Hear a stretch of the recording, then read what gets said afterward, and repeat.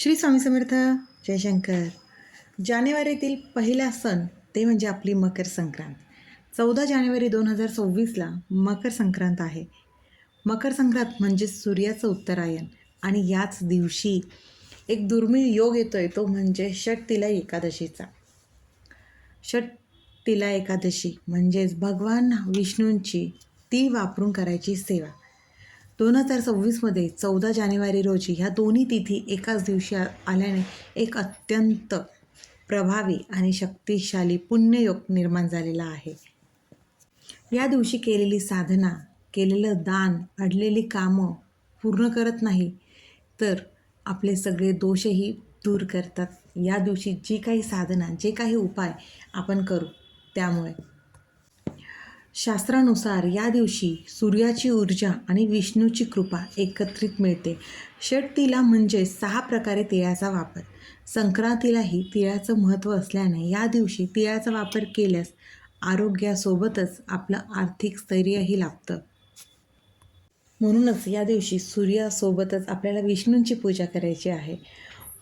या दिवशी आपल्याला श्रीहरी विष्णूंची जे काही स्तोत्र आहे, पूजा आहे, ती सकाळी लवकर उठून स्नान करून, मुळातच संक्रांतीच्या दिवशी पवित्र नदीवरती स्नान करणं यालाही महत्त्व आहे.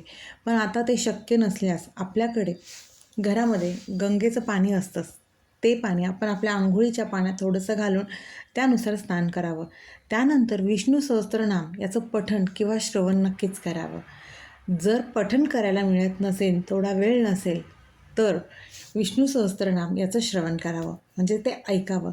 यामुळे घरातील नकारात्मक ऊर्जा नष्ट होऊन एक सुखशांती निर्माण होते, सुखशांती नांदते.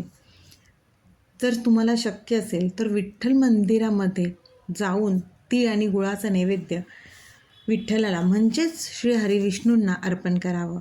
विठ्ठल हे विष्णूंचंच रूप आहे.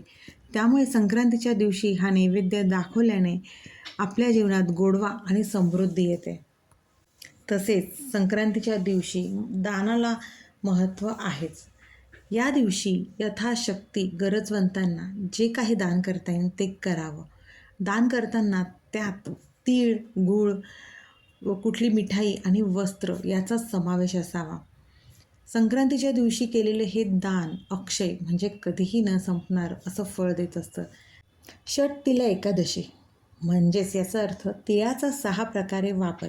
आता तो 6 प्रकारे वापर कसा केला जातो, कसा करावा, ते म्हणजे एक तर तिळाने स्नान, तिळाचे उटणे, तिळाचा होम, तिळाचे तर्पण, तिळाचे दान आणि तिळाचे भक्षण असे हे 6 प्रकार केल्यास संक्रांतीचं पूर्ण फळ आपल्याला मिळतं. तिळाचं भक्षण म्हणजेच आपण या दिवशी तिळगुळाचे लाडू हे एकमेकांना देतोही आणि घेतोही, त्यामुळे तिळाचं भक्षण हे होतच असतं. मकर संक्रांतीच्या दिवशी पितरांसाठीही सेवा केली जाते. त्यामुळेच या दिवशी पितृतर्पणही आपण करतो, त्यामध्येही तिळाचा वापर केला जातो.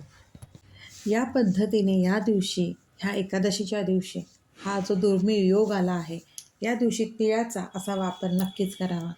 या योगामुळे हा जो योग आला आहे याचा लाभ आपला काय होईल तर आपल्या कुंडलीतील शनी आणि राहू दोष शांत होण्यासाठी मदत होईल. आपली रखडलेली कामं, आपण विष्णूची सेवा करतो आहे त्यामुळे रखडलेली कामं जे आहे, रखडलेली येणी जे पैसे असतील ते वसूल होण्यास, ते येण्यास एक मार्ग मोकळे होतील.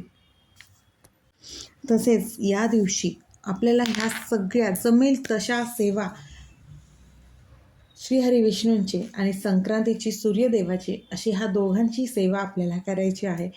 आणि हा जो दुर्मिळ योग आलेला आहे, हा जो एकादशी आणि संक्रांतीचा खास संगम आहे ना, त्याचा ही जी काही संधी आलेली आहे, हा काही छान योग आलेला आहे, याचा आपण नक्कीच दुप्पट लाभ नक्कीच आपण आपल्या आयुष्यात करून घ्यायला हवा आहे.